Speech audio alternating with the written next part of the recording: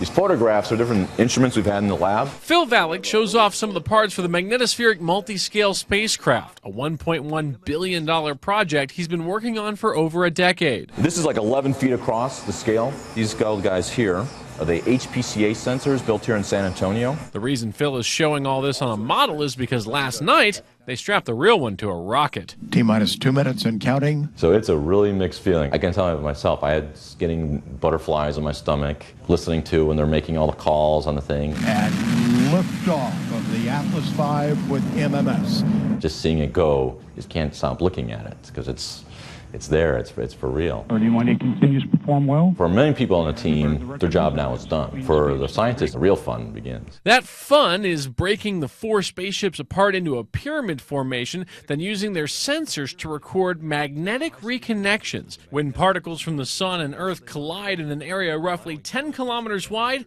600,000 kilometers from Earth. It is the needle in the haystack, and we're going to find the needle. Some of these instruments are making the whole measurement in a tenth of a second. And you got to be right there at the right time, in the right place, 600,000 kilometers away from Earth. Yes.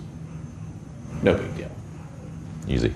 Even more mind-blowing, if scientists can somehow discover how magnetic reconnection works, it could fundamentally change our understanding of the universe. Everything from space weather to global communications to possibly unlocking the mysteries of nuclear fusion. It's a big deal. Anything we learn here is going to be used in all the different fields. This is the fundamental knowledge. This is the bedrock that all these other research is going to be able to work up on. Life-changing research from a Florida launch pad that, to Phil, has a personal significance. My father-in-law, who was a pipe fitter in Florida for years, one of his last big projects he worked on was that launch pad. So I'm always amazed at what a small world it really is.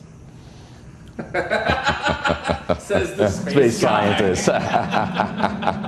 If you want to track all these discoveries from the Southwest Research Institute, you can follow me on Twitter at Streets Corner or at facebook.com/Streets Corner. From the laboratories of the Southwest Research Institute with a very tiny version of a very big space project, JT Street, Fox News at 9.